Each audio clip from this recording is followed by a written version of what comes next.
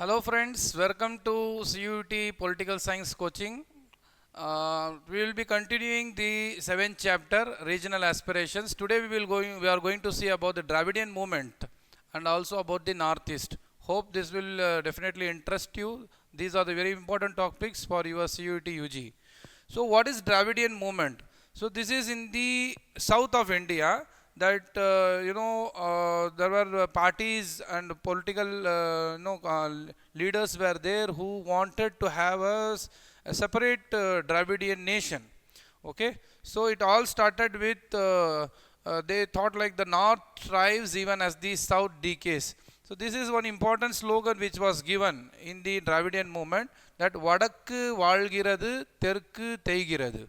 Okay, which means that the north thrives even as the south decays. So this was the thing. So they thought like the north is basically developing the North India, and the South India they are decaying. Okay, so this popular slogan sums up the dominant sentiments of one of India's most effective regional movements, the Dravidian movement at one point of time. So this was one of the first regional movements in Indian politics. Okay, so last class we saw about the regional aspirations of Jammu and Kashmir, and then about Punjab.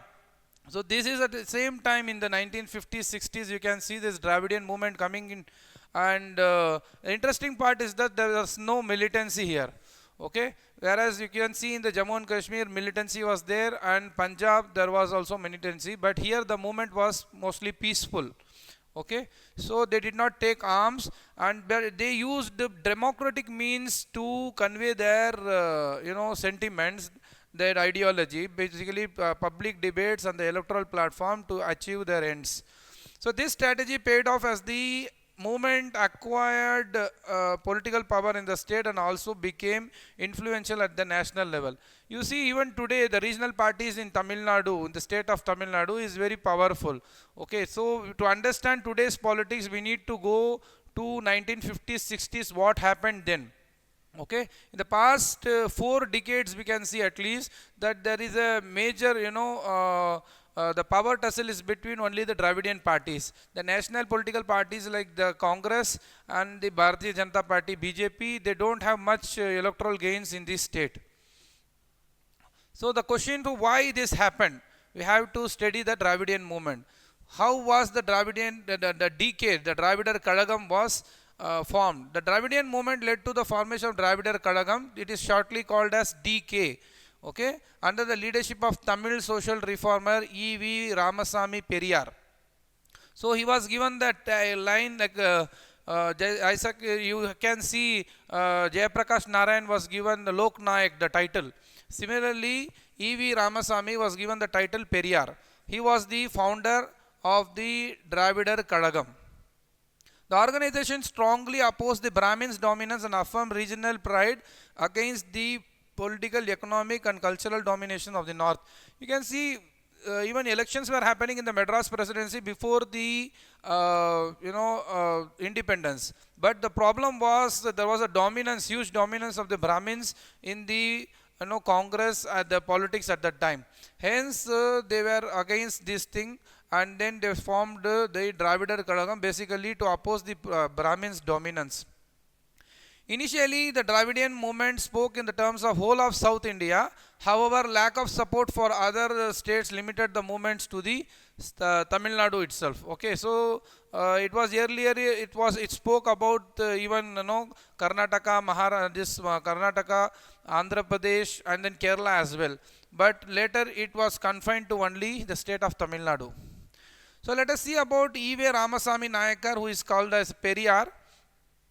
So Periyar basically the respected, the meaning is respected, strong supporter of atheism, famous for his anti-caste struggle and rediscovery of Dravidian identity, and initially a worker of the Congress party. This is very interesting that he was part of Congress party earlier. Afterwards he started the self-respect movement in 1925 itself, which led to the anti-Brahmin movement in Tamil Nadu, worked for the Justice Party and later founded Dravidar Kalagam. So earlier before Dravidar Kalagam also there was one party, a political party was there, and that was Justice Party. He opposed to the Hindi and dominance of North India and propounded the thesis that North Indians and the Brahmins are Aryans. So we have like even for the Bharatiya Janata Party, there was earlier there was used to be Bharatiya Janasangh, one political party was there. Today you have Dravida Munnetra Kalagam, DMK is there, which is ruling now in Tamil Nadu, and it has roots in Justice Party. Okay, before independence also there was a party, Justice Party. Later Dravidar Kalagam was formed, and from Dravidar Kalagam again a new political party comes, Dravida Munnetra Kalagam, DMK. Okay, after that there is so many splits in the party which we are going to see now. So the DK split and the political legacy. The DK split and the political legacy of the movement was transferred to Dravida Munnetra Kalagam, as I told you, DMK. So DK is an ideological reformer organization, whereas DMK is a political party. It made its entry into politics with three-pronged agitation in 1953-54.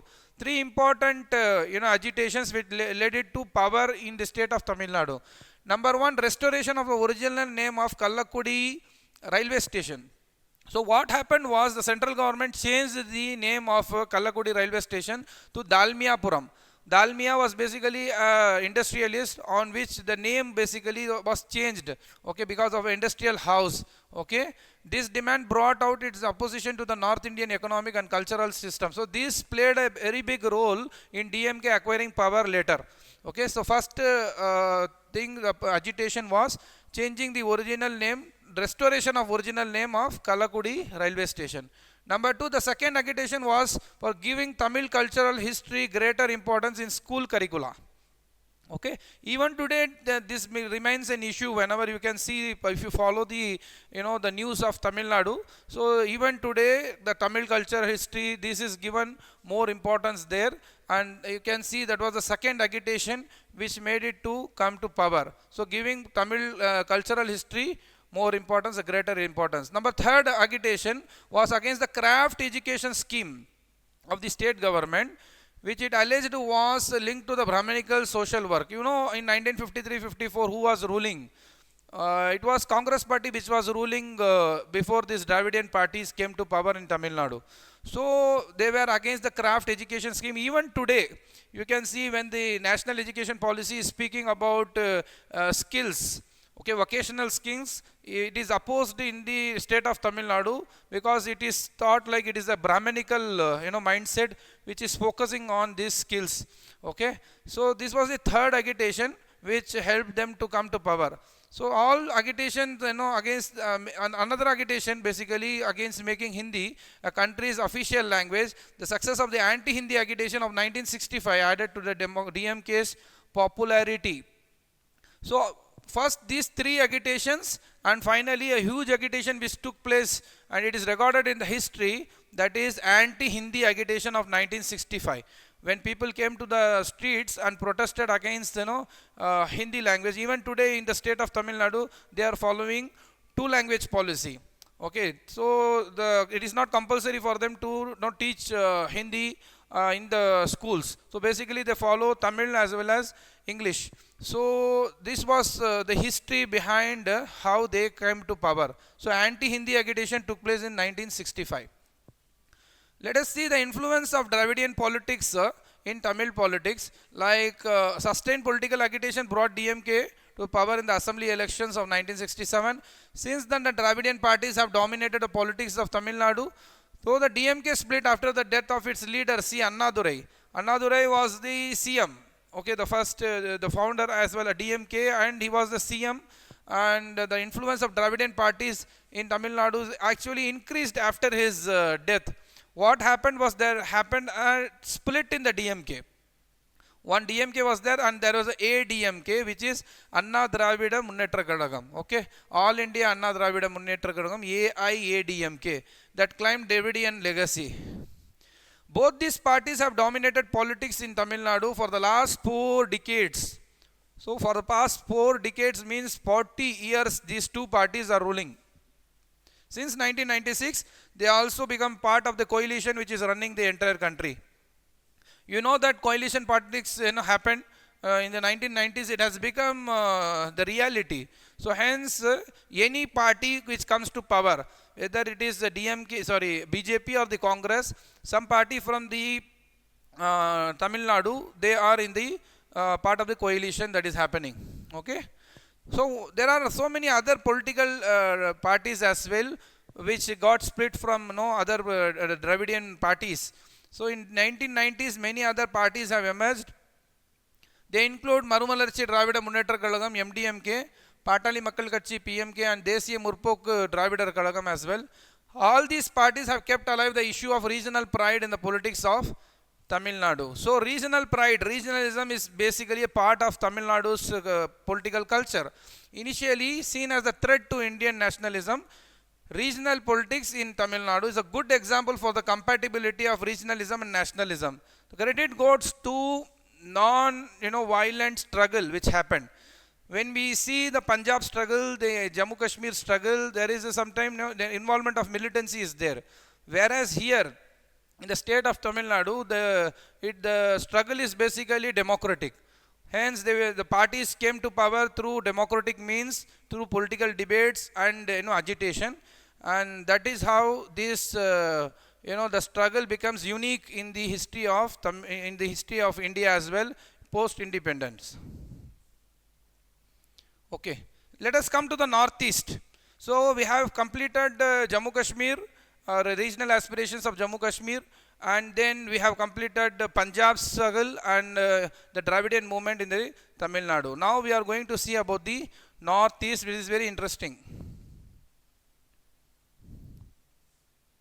So in the northeast, regional aspirations reached a turning point in the 1980s. Okay, why? Because there was huge insurgency was also there, militancy was there. Okay, so we need to know what is the northeast, and this region now consists of 8 states. Often you see Arunachal Pradesh is there, Assam, Nagaland, Manipur, Tripura, Mizoram, Meghalaya, which earlier constitute the northeastern state, are often called 7 sisters. So we need to know the first, these are the 7 sisters. They are considered as 7 sisters of northeast. Sikkim was also added to this list. It is added as considered as the brother to those 7 states. This can be one question, easy question for you in the CUT, that which state is considered as the brother of the northeastern states. It is the Sikkim. Okay. So the region has only 4% of the country's population, but about twice as much share of its area.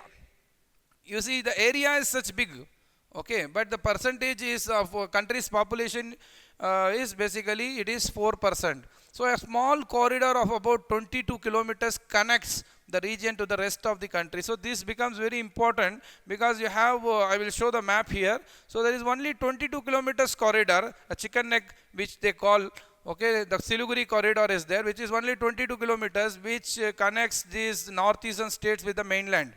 Okay, so that is very important here. That's why northeast is very important even geographically. Otherwise, the region shares boundaries with, you see, China is there in the north, then Myanmar is there, and then west and eastern side Myanmar is there. Eastern side and southern side there is Myanmar, and Bangladesh is there in the west, and this serves as a gateway to the Southeast Asia as well. You see the map here.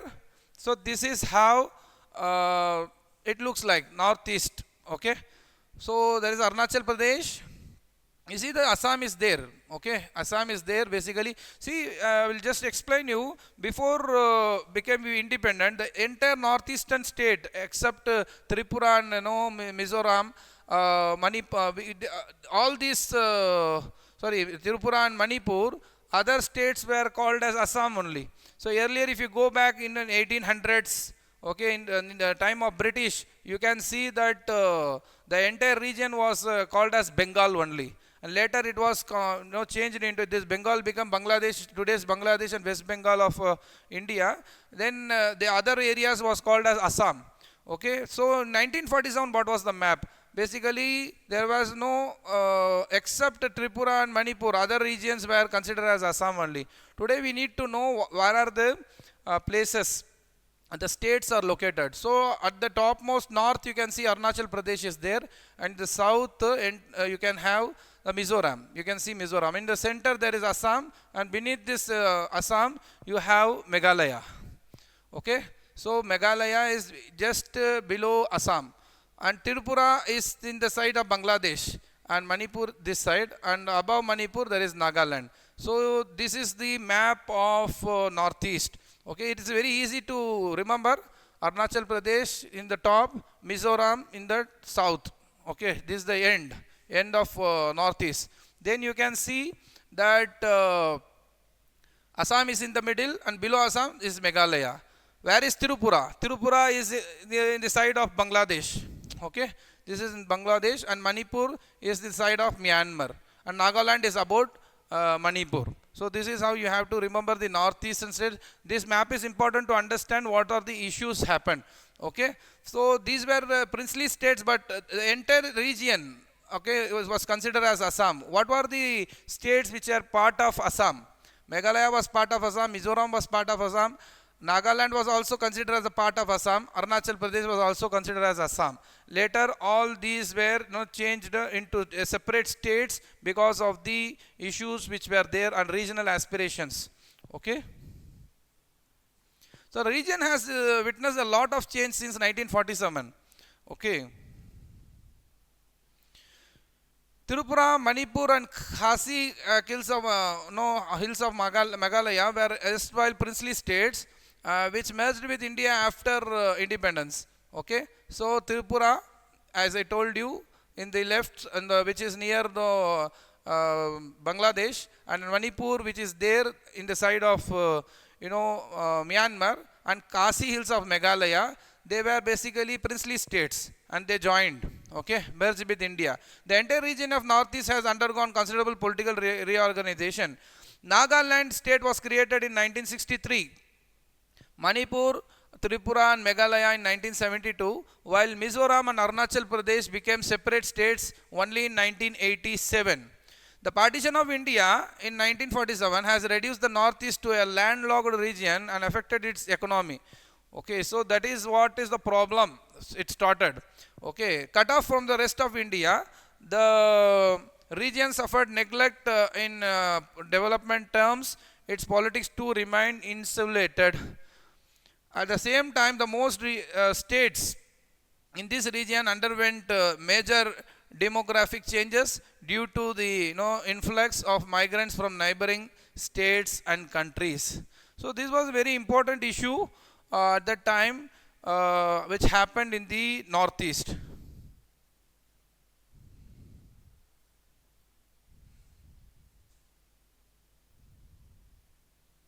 Okay, so we need to know what are the changes which took place, why these many states came into being when there were only Manipur was there, and Tripura and Assam. Only 3 states were there. How they became 7 states. Okay, so we need to know what led to this formation. Okay, the delicate nature of politics in Northeast was, number one, the isolation of the region. As I told you, only 22 kilometers the corridor, the Siliguri corridor is connecting Northeast. Okay, then there is a complex social character. There are so many tribal communities living there.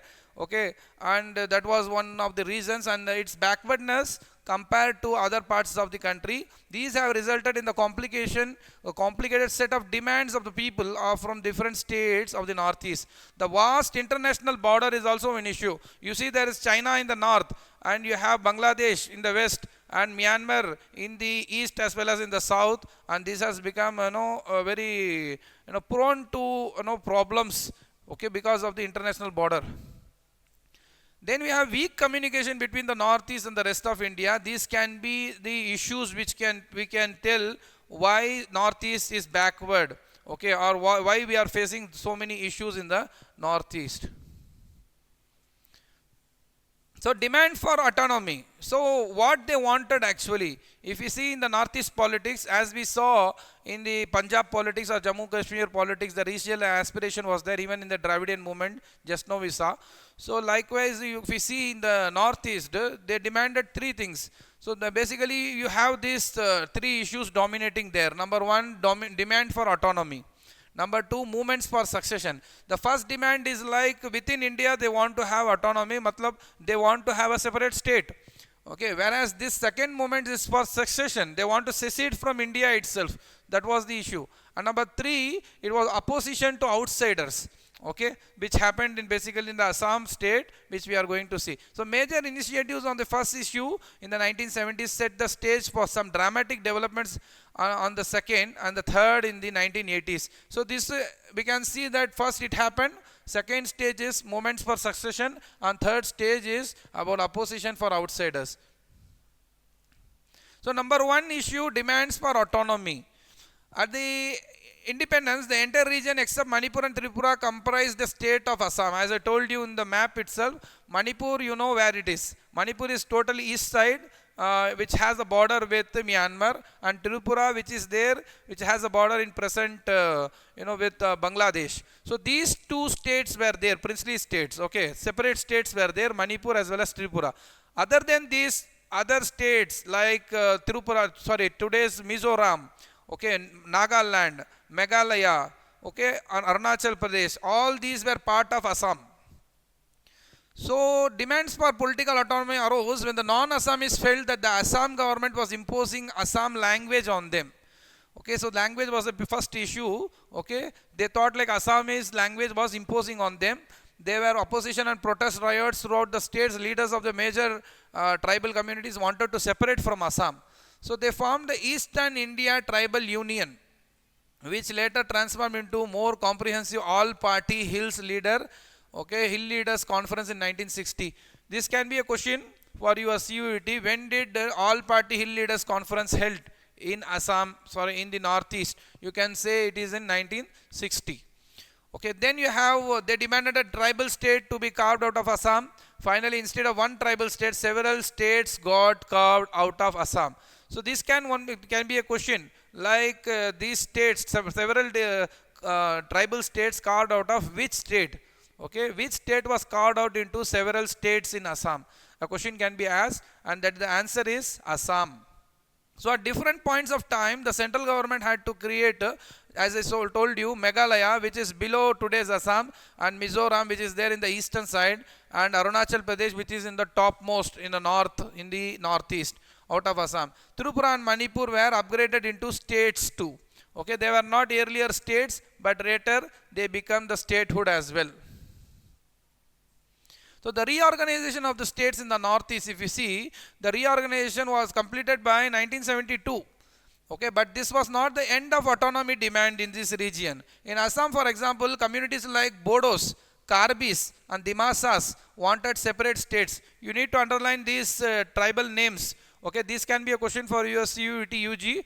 What are the communities? Yeah, they can be. The question can be asked like which of the following are not the tribal communities of Assam.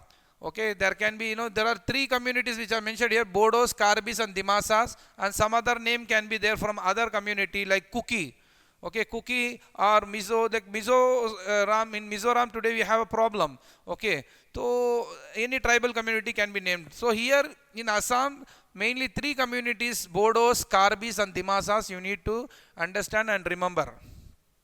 They worked for this demand by mobilizing public opinion and popular movement as well as through insurgency. You see in the northeast also there was insurgency happening, except the Dravidian movement. All other movements, somewhere or the other, there is a militancy involved. Okay. Often the same area was claimed by more than one community. It was not possible to go on making smaller and yet smaller states. Therefore, some other provisions for federal setup were used to satisfy their autonomy demands while remaining in Assam. So, as I told you, in 1972 itself, these states were created. But that was not the end for autonomy. Even after the states were created, like Mizoram was created, like Nagaland was created, Meghalaya was created, Arunachal Pradesh was created. Even after that, the people within Assam, they were asking for more autonomy or separate states, so which could not be created. Hence, there was autonomy demand, like greater autonomy under district council was created. For example, for Karbis and Dimasas, they've been granted autonomy under district councils where their representation was fixed. Okay, they can have more representation, while Bodos were recently granted autonomous council. Okay, Bodos were also asking for Bodo land, a separate state, but the government of India has given them an autonomous council recently. So this is the issue in the northeast, especially within Assam. Okay. Next issue is about successionist movements. As I told you, first issue was asking for autonomy being within Indian Union. Whereas this issue is basically about getting away, secede away from India. So successionist movement was also problem. So they had a principal position of getting out of Indian Union. Okay, it was not just about anger; they wanted it, they meant it. Okay, so the country's leadership faced this problem for a very long time in two states in the northeast. Okay, a comparison of these two will help you in understanding the democratic politics. First, after independence, the Mizo Hills area was made an autonomous district within Assam. As I told you, all other states, today's states which are there, they are part of, except Manipur and Tripura. Okay, the other states were basically part of Assam. So some Mizos believed that they were never a part of British India. So why these people wanted to get out of the secede away from Indian Union? Because they thought they were not a part of British India itself. So, and therefore they did not belong to Indian Union. Okay, they told no, we are not part of Indian Union itself. So, but the movement for secession gained popularity after the Assam government failed to respond adequately. This is very turning point in the northeast. Okay, for a great famine of 1959 in Mizo Hills. The lesson we learn from here is that if the democratic government does not respond to any natural cause, then these types of movements get more popularity. So the succession basically gained popularity after the Assam government did not respond adequately for the great famine in the Mizo Hills. So the Mizo's anger led to the formation of Mizo National Front under the leadership of Lal Denga. So Lal Denga, underline the name, you should remember the names. Okay. In the next future, what happens, very interesting point happens, like Lal Denga, after they surrender, he becomes the chief minister of Mizoram. Okay, in 1966, the Mizo National Front started an armed campaign for independence that started a decade long battle. 2 decades were lost in the battle.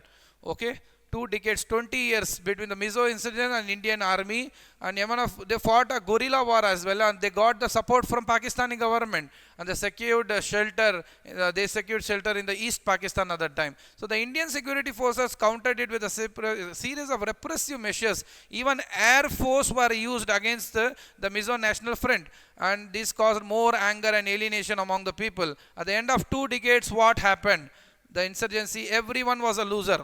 Nobody gained it. So this is where the maturity of the political leadership of both sides made a difference. And finally, during the term of Rajiv Gandhi, there was an accord signed, Mizoram Accord. Okay, Rahul Gandhi in 1986, a peace accord was signed between Rajiv Gandhi and Lal Denge. So Lal Denge, this year as well as Mizoram Accord, you need to remember who signed this Mizoram Accord. Who was the person with whom Rajiv Gandhi signed the peace agreement, which is called as Mizoram Accord, and when did it happen? It happened in 1986, and it was signed by Lal Denge.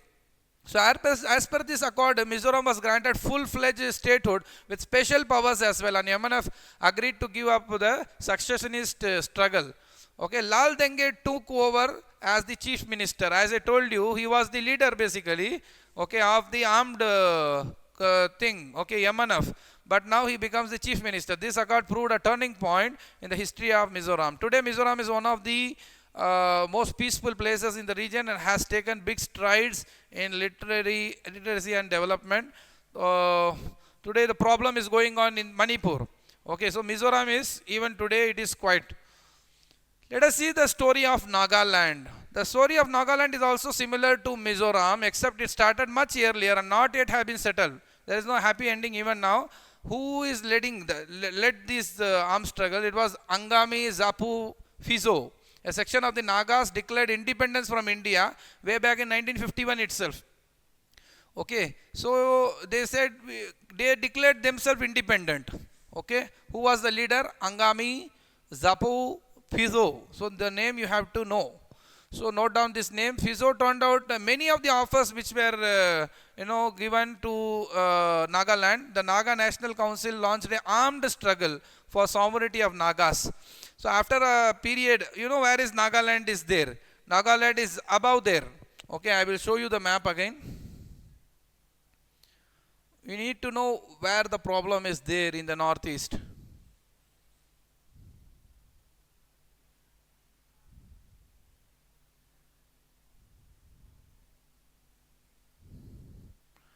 So Nagaland is above Manipur. Okay, hope you can see this. So where is Nagaland? So Mizoram, the problem is solved. Okay, and then you know that Tripura, Manipur, they became the part of India. Okay, they were princely states, so they joined India. So the problem now is Mizoram, also the problem was solved. And Assam, within Assam there was tribal communities which were asking for autonomy. Then there is zonal councils were formed. There's councils were formed for the autonomous councils. And now the problem is with Nagaland. So Nagaland, it is above Manipur. Okay, just east side. So Manipur, above Manipur is Nagaland. So there they just declared independence from India. So the armed struggle was going on. Even today the issues have not been solved. Okay, so who was the leader? Angama Zapu Fizo. And Puizo turned out many offers of the negotiated the National Council armed an armed struggle. After a period of violent struggle, a section of the Nagas signed an agreement with the government of India. But this was not acceptable to other rebels in the Nagaland. So the problem of the Nagaland is not settled even today. Okay, so this is the issue of Nagaland. And in the next class we will be seeing about what are the other problems. The problem against the outsiders which took place in Assam, in other states as well as in the northeast. We will see that tomorrow in the next class, and also about the other aspirations which are pending. Thank you very much.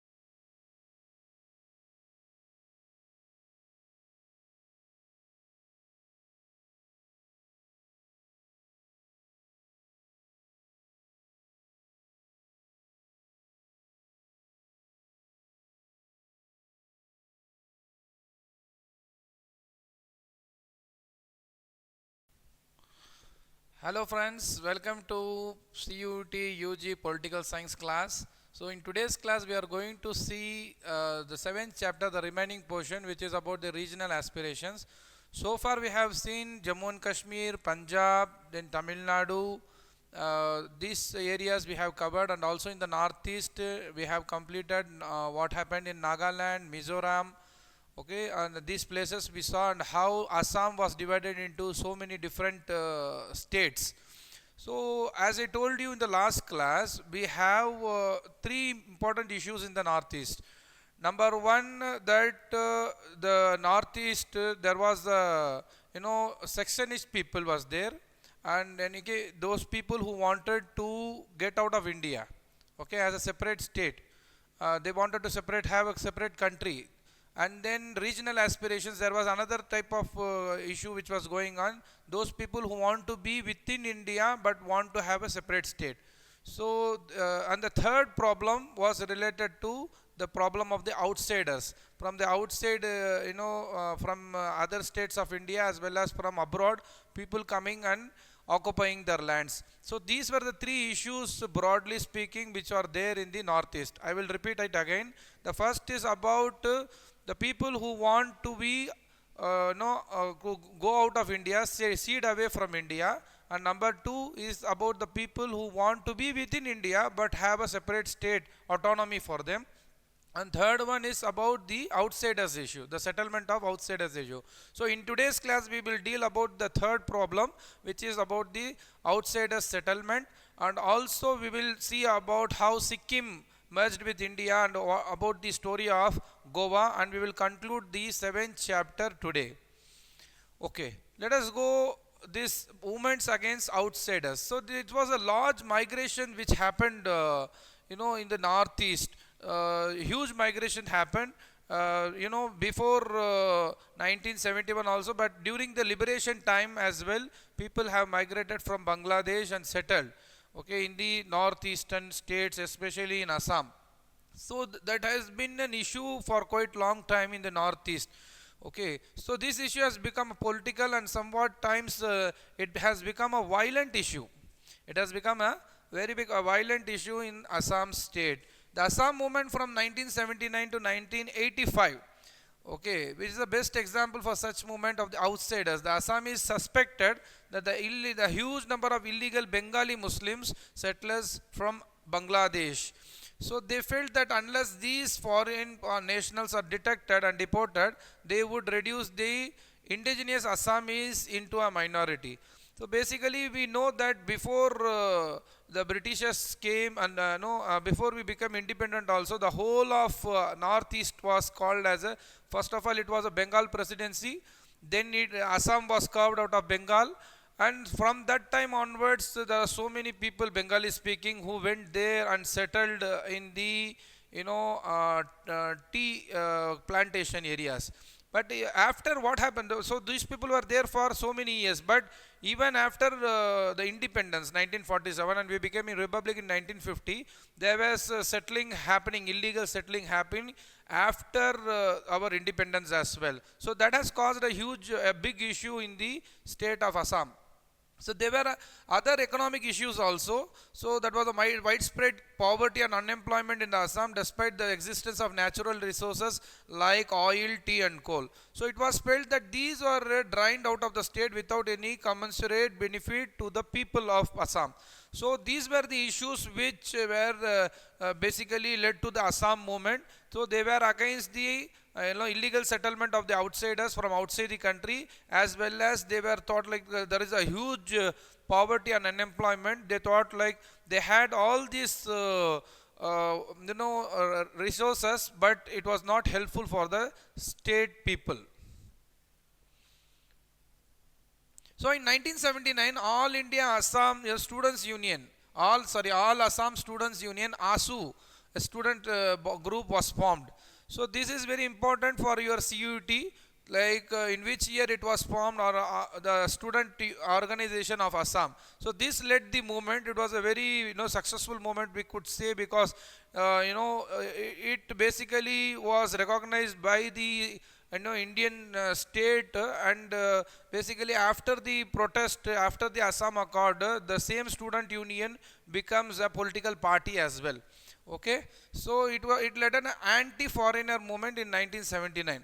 So the movement was against illegal migrations, against domination of Bengalis and other outsiders, and against faulty voters registers that included the name of lakhs of immigrants. You know that there was a NRC was done in recently Assam on all the issues So the movement demanded that the outsiders who had entered the state after 1951 should be sent back. So the movement also said, you see the year, this is very important. The movement said about 1951, after 1951, whoever has entered India, especially Assam, they should leave. So as I already told you, that Bengalis were there living in the Assam for no in the last 100 and 150 200 years or more, because of the working in the tea plantation in the Assam region. So the even the movement, the ASU movement, the students union, they asked for the getting these people out who came to the state after 1951.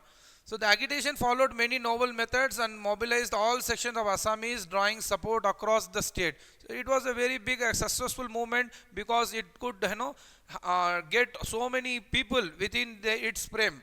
So it also involved many tragic and violent incidents as well, leading to the loss of property and human lives. The movement also tried to blockade the movement of trains and the supply of oil from Assam to the refineries to Bihar. So this was ASU movement, Assam, All India, All Assam Students Union. And finally, Assam Accord was signed. In which year? It was in 1985. So this is a very important year. We have to note down. This can come for your CUET UG exam. In which year Assam Accord was signed? 1985. Who was the Prime Minister at that time? It was Prime Minister Rajiv Gandhi. So eventually Rajiv Gandhi led government signed this with the ASU leaders. According to the agreement, the foreigners who migrated to Assam during and after the Bangladesh war, okay, so were to be identified and deported. So it was when they were asking for after 1951, Assam, this accord, it said during and after Bangladesh war, we know it happened in 1971-72 that time. So these people have to be deported. So they were to be identified and deported. So with the successful completion of the movement, the ASU and the Assam Gana Parishad organized themselves as a regional party called Assam Gana Parishad. Okay, so this is the students union and this Parishad, Assam Gana Parishad, they became Assam Gana Parishad AGP. So it came into power in 1985 with the promise of resolving the foreign national problem as well as to build golden Assam. You see the state, the student union, now it becomes a political party. Assam Accord basically brought peace and changed the face of politics in Assam, but it did not solve the problem of migration. So the problem of migration, it's still there. So the issue of the outsiders continue to be a live issue. And for example, if you say in the northeast, Tripura is also having the same problem. Like the original inhabitants have been reduced to being a minority in their own land. So the same feeling informs the hostility of the local population to Chakma refugees in Mizoram and Arunachal Pradesh. So as I told you, I listed you three problems which the northeast is facing. One is about the successionists who want to have a separate country. Second one is about the people who want to have a separate state within Indian framework, within Indian Union. And third is about the outsiders issue. So the outsiders issue is not just related to Assam. Yes, of course, it is mainly focused on Assam is a large scale, but the outsiders issue is also there in Mizoram, in Tirupura, as well as in Arunachal Pradesh. So in Mizoram and Arunachal Pradesh, it was about the Chakma refugees. Let us go to the next state, Sikkim merger. As I already told you, there are 7 sisters of Northeast, and this is a 8th. It is a Sikkim is considered as the brother to the Northeast. Okay. So what about Sikkim? So Sikkim, you know that it is in between Bhutan and Nepal, and in the north there is China is there. So Sikkim, it became a protectorate. Okay, it did not merge with India like other princely states did. Okay, so who was the ruler at that time? So it was the Chogyal. As you know that Nizam was the ruler of Hyderabad. So who was the ruler of Sikkim? This can be a question for your CUET. It is Chogyal. So Chogyal, it basically Sikkim became a protectorate. So what do you mean by protectorate? It means that it was not part of India. It was also not a fully sovereign state. So it is not a fully sovereign state, neither it is a part of India. So that is called a protectorate, meaning Sikkim's defense and foreign relations were in the hands of Indian Union. Okay, whereas internal administration was given to Chogyal, who was Sikkim's monarch. So this arrangement ran into difficulty as Chogyal was unable to deal with democratic aspirations of the people. Okay, so within Sikkim itself, people wanted to have elections. They want to have democracy. So, and overall, no, overwhelming majority of Sikkim population was Nepali, but Chogyal was seen as a perpetuating the rule of a small elite from the minority Lepcha Bhutia community. Okay, so this was the issue basically. The majority was Nepali people, but he gave more power to the minority people there who were Lepcha Bhutia community. So the anti-Chogyal rule leaders of both the communities sought and got support from the government of India. And the first democratic elections to Sikkim Assembly, it happened in 1974. Okay, so they basically the assembly they got was won by Sikkim Congress, and Congress party was there, but it is a Sikkim Congress, a separate Sikkim Congress. After winning the elections, they moved a resolution to become part of India. So basically they wanted to have a greater integration with India. So soon the assembly first sought the status of associate state. So there are three steps in the merger of Sikkim with India. Number one, it was a protectorate, okay, till 1974. After the first general elections, it sought to become a associate state. Okay, so in 1975, the resolution was passed, and then this was followed by hurriedly organized referendum that put a stamp of the popular approval on the assembly's request. So the assembly wanted to become part of India, so it became from protectorate it became an associated state. And then the Indian Parliament also accepted this request. There was a referendum happened in Sikkim. Okay, and Sikkim became the 22nd state. Now it becomes a full-fledged state. So first it was a protectorate state, then it became an associate state, and it became finally a full-fledged state of Indian Union. So Chogyal did not accept this merger, but his basically supporters accused the government, but yet the people enjoyed the merger, okay, and did not become it is a divisive issue in the Sikkim's politics. So from 1975 onwards, Sikkim is part of India. It became the 22nd state. Okay, so Kazi Lempu Dorji Kansarpa. So this was a person basically who was a leader of the democratic movement in Sikkim. Okay, so democratic movement in Sikkim. So he was the founder of Sikkim Praja Mandal and later leader of the Sikkim State Congress. It was a separate Congress, okay, not within Indian National Congress. And in 1962 he founded the Sikkim National Congress. Afterwards he formed this, and after an electoral victory he led the movement for integration of Sikkim with India. So after integration, Sikkim Congress merged with Indian National Congress. So this happened. So this person, Khazi Lenbrup Dorji Khansarpa, he is related to the Sikkim Democratic Movement. So we need to know this name and remember his name. This can be a CUT question. See, you have to see in all the states of the Northeast, I have told you some of the important names there. Okay, so we need to remember those names, and that can come as a question for your CUT UG exam. Let us see Goa's liberation. What happened with Goa? So Goa's liberation. So you know that not just India was not a colony under just British. There were French colonies also, in the eastern coast, and Portuguese colonies at the western coast. So basically Goa was a Portuguese colony. They actually made it colony from the 16th century onwards. Okay, during the Mughal Empire itself, they came and they got the settlements there, Goa, Daman Dew, okay, all these areas.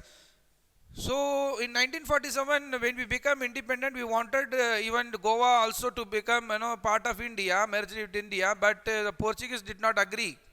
Okay, so the Portuguese suppressed the people of the Goa, denied them civil rights, and carried out forced religious conversions also there.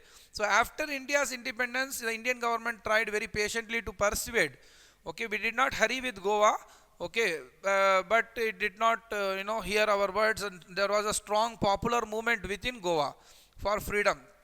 So they were basically supported by the socialist satyagrahis from Maharashtra, and finally in December 1961 government of India sent the army which liberated the territories after barely 2 days of fight and action. So Goa, Diu and Daman become union territory. So it happened in 1961 December itself. So we need to know it was under the Portuguese colony, Portuguese settlement till 1961. During the time of Nehru itself, Goa was liberated. But soon after Goa was liberated, there was an issue. The issue was what? After becoming Goa, the people wanted to, some of the people know Maharashtra, they wanted to have this Marathi speaking Goa within Maharashtra itself. Okay, but Goans, there are a vast number in the Goa, they were wanting, having to have a separate state. Okay, they don't want to annex with Maharashtra. That became as an issue after Goa was liberated from the hands of Portuguese. So the Maharashtravadi Gomanatak party, okay, one section of the decided that Goa as a Marathi speaking should merge with Maharashtra. Okay, but Goans were keen to have a separate Goan identity and culture. Okay, particularly the Konkani language. So which is a language is spoken in Goa? Answer is Konkani language, and they were led by the United Goan Party.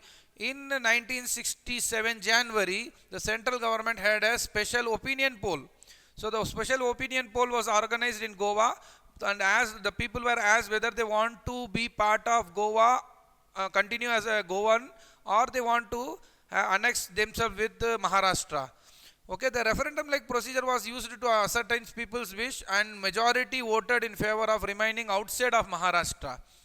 So thus Goan continued as a union territory. Finally in 1987, Goa becomes a separate state. Okay, so this is the history of Goa, how it was liberated from the hands of Portuguese. It was a union territory till 1987, and from 1987 it is now a complete separate state within Union India.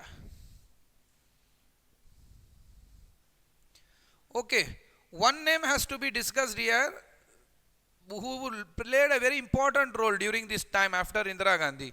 Okay, soon after the assassination of Indira Gandhi, there was a big issue which is happening in entire India, especially in the northeast. That was our regional aspirations were more, okay, especially in the northeast. So we see one name which was common there in settling all these issues. Okay, either it was an Assam Accord, a Mizoram Accord, okay, speaking with the Nagaland, the Nagas, okay, this is none other than the Prime Minister Rajiv Gandhi. So Rajiv Gandhi, we need to know what was his contribution. So Rajiv Gandhi was Prime Minister of India from 1984 to 1989, and then was son of Indira Gandhi, joined active politics after 1980, reached agreements with militants in Punjab. Okay, I forgot to tell you, Punjab also, here also he militants ke saath he was did an agreement, and Mizoram and the students unions in Assam he reached agreement, and pressed for more open economy and computer technology. Sent Indian Army contingent on the request of Sri Lankan government to sort out the Sinhala Tamil conflict. So this was also done by Rajiv Gandhi, and later he was assassinated by suspected LTTE suicide bomber. Okay, so Rajiv Gandhi played a huge role in settling the issues of the northeast, and also having a signed an accord with different armed groups at the time within India, so that they leave their arms and become the part of the main politics. What are the lessons we learn after this? This part I have taken you in 4 parts. Okay, so all the areas we have covered in this chapter. Punjab we covered Jammu and Kashmir, we covered the Dravidian movement in the south, and we covered the northeastern states, Assam, Manipur, Mizoram, and then Sikkim, Goa. Okay, so all these areas we have covered. So what are the lessons we learned? That is very important. The first lesson is that regional aspirations are very much part of democratic politics. So in India we don't think this regional aspiration as a problem. Okay, we try to accommodate this one. So this may occur because we are living in a big diverse state. Okay, India is a very diverse country, hence regional aspirations are there. We don't take it as in a negative way.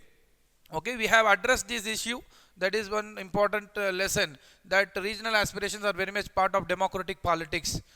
Then second lesson is that the best way to respond the regional aspiration is through democratic negotiations. So we have seen that also, that wherever India has used force, the problem has not solved. For example, in Mizoram, we saw that 2 decades of insurgency, we had army there, but the problem didn't solve in Mizoram. And finally, when it was a dialogue through which the problem of Mizoram, it was finally settled. Okay, so that is one second lesson. The third lesson is significance of power sharing. It is not enough that we just take people and solve the issue, okay, or make a separate state, okay, on regional aspirations, but it's also necessary of sharing of power. Okay, so sharing of power, we have to share to the states in power, both in the states as well as in the national decision making. That is also very important thing which we learned in this chapter. And fourth lesson is about regional imbalances in the economic development contributes to the feeling of regional discrimination. So if we don't want to have separate more states in India, we have already 28 states. Okay, so we need to see contain the regional imbalances which is happening within India. There are such a large states are there. Even today we have Uttar Pradesh, we have Maharashtra, we have Karnataka, very big states. So we have to contain the regional imbalances. Otherwise, this may lead to again you have seen in the history that as regional aspirations will come up and people may ask for a separate state again. Okay, so these cases make us appreciate the far-sightedness of the makers of the constitution. So you see, our federal system is unique, that we have accepted these regional aspirations, and we have created more states, and we have given special provisions also. So our federation system, it is that it is the union with centralizing tendency, but still we have given states special provisions also. We have given northeastern states especially special provisions. There is a 6th schedule of the Indian constitution which gives complete autonomy to the different tribes for preserving their practices and customary laws. So this provision has proved crucial in resolving some very complex political problems in the northeast. So what distinguishes India with other countries with related to this federalism is that the constitutional framework in India is much more flexible and accommodative. That is why when India was independent in 1950, we had only 14 states in India. Today we have 28 states. So that much accommodative we are, so that we can have 7 states in the northeast. Okay, and then we have separate states here also in so many other areas, like we have created Telangana. Okay, we have given a statehood to Goa, and of course Gujarat, Maharashtra was divided, Punjab, Haryana was carved out. So these things we have it has happened in Indian history since 1947. It is because of the constitutional framework of India which is more accommodative. So with this we conclude this important chapter, 7th lesson, regional aspiration. I hope you have enjoyed this. There are so many names, so many content which I have given you in this chapter. We have to remember all the political leaders, okay, their contributions which I have told you, and also about who played a very important role in solving these issues, and which year these states become part of India, or the accords were signed. So these are the important areas where you have to focus. Okay, that you have to remember the names, you have to remember the dates, and also the parties which played important role in settling this issue. Thank you very much.